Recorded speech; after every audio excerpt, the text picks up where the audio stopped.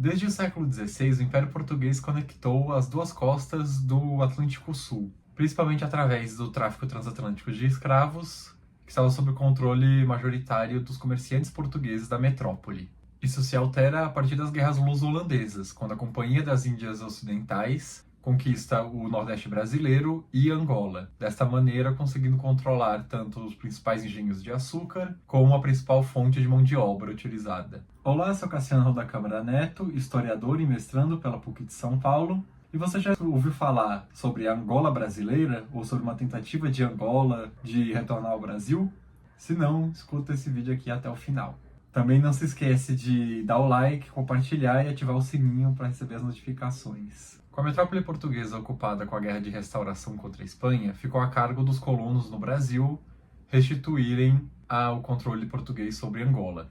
O padre Antônio Vieira chegou a dizer que, sem Angola, não haveriam escravos para o açúcar, e sem o açúcar não seria viável a colonização do Brasil, que já demonstra desde esta época como que a economia angolana estava profundamente conectada com a economia brasileira. É então que o governador do Rio de Janeiro, Salvador de Sá, lidera uma expedição em 1648 com o objetivo de retomar Angola e, dessa forma, restaurar o fluxo de pessoas escravizadas que vinham da costa ocidental africana para o Brasil. Após a restauração, entretanto, não houve um retorno pleno à ordem anterior. Salvador de Sá governou temporariamente Angola junto com o Rio de Janeiro. Dessa forma, ele defendeu os interesses dos comerciantes brasileiros, em sua maioria envolvido com o tráfico de escravos, e garantiu, a partir de 1650, uma preeminência de comerciantes brasileiros na colônia da Angola. Como vocês podem ver nessa tabela aqui que eu estou mostrando, a partir desse momento, os governadores de Angola apontados por Portugal tendiam a ter a experiência anterior no Brasil. Isso para que eles já tivessem conhecimento e laços com as elites locais e que pudessem cumprir seus interesses em Angola. Outro fator que contribuiu para a aproximação comercial entre as duas colônias foram as correntes marítimas, que na época de navegação à vela tornava muito mais simples navegar de Luanda para o Rio de Janeiro do que de Luanda para Lisboa. Já em fins do século XVII, o controle de comerciantes brasileiros sobre Angola era tamanho que alguns autores, como Luiz de Alencastro, chegam a dizer que Angola foi a colônia da colônia, ou seja, a função principal de Angola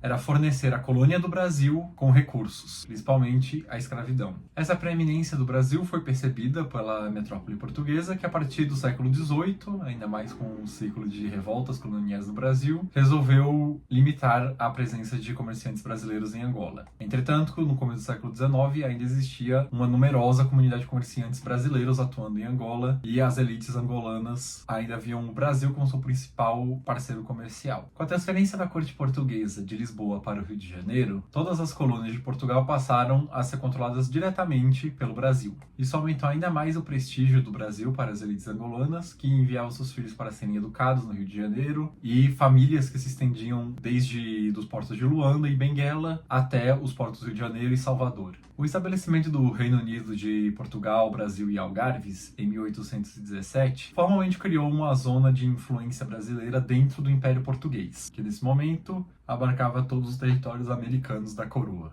A eclosão da Revolta Liberal do Porto em 1820, entretanto, criou uma fissura entre as elites portuguesas e brasileiras que se provaria irreversível. As cortes constitucionais pediram para o envio de representantes de todo o Império Português, incluindo do Brasil e de Angola. Entretanto, os brasileiros entendiam que essa corte iria limitar sua autonomia que havia conquistado. Dessa forma, passa a existir um movimento no Brasil para que haja uma corte constitucional própria no Rio de Janeiro, para representar os interesses do Brasil, ainda em união com Portugal, mas com autonomia. Os representantes eleitos por Angola acabaram envolvidos nessa questão. Eles partiram em 1821 de Luanda com o objetivo de chegar até Lisboa. Eram 3 no total. Entretanto, quando eles aportam no Rio de Janeiro, José Bonifácio faz um apelo aberto a eles para que não prossigam para Lisboa, e sim atendam às cortes constitucionais que estavam previstas para o Rio de Janeiro. 2 dos 3 representantes angolanos decidem ficar no Brasil e apoiar formalmente o governo do príncipe regente Pedro contra as cortes portuguesas, enquanto um deles segue viagem para Lisboa. Se você está gostando do vídeo até agora, não se esquece de se inscrever, dar o like e compartilhar com seus amigos.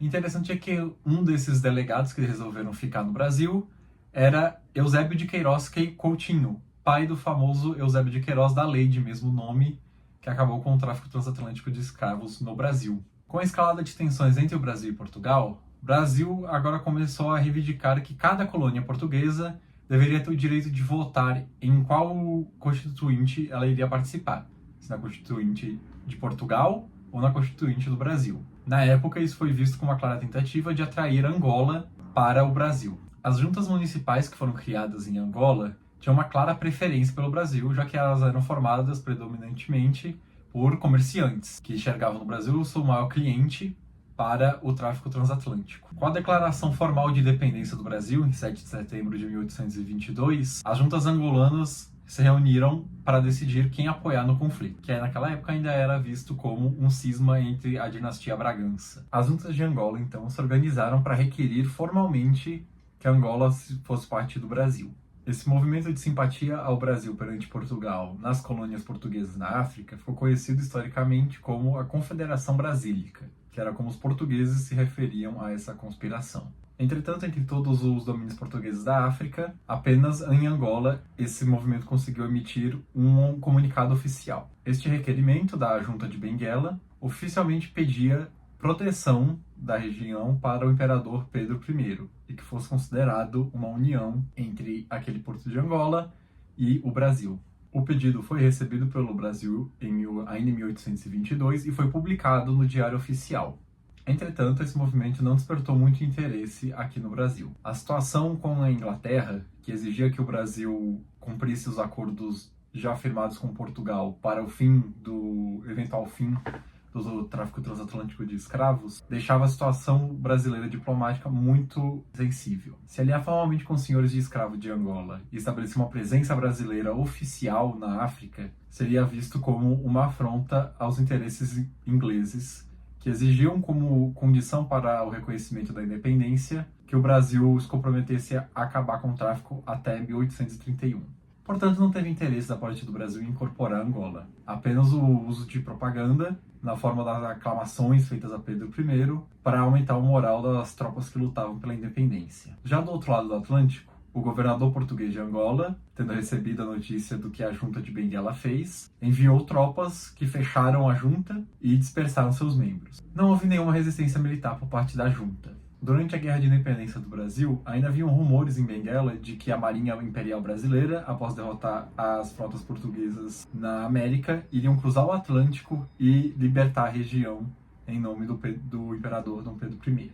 Porém, em 1825, com os acordos de paz entre Brasil e Portugal, foi colocado como uma das condições que o Brasil renunciaria a qualquer reivindicação sobre as colônias portuguesas na África. Isso claramente como uma reação do governo português às conspirações de simpatizantes do Brasil em Angola, em Cabo Verde e outras regiões. Então, portanto, sim, houve um período em que foi considerado Angola se tornar parte do Brasil, principalmente por interesse dos comerciantes que dominavam a economia da colônia.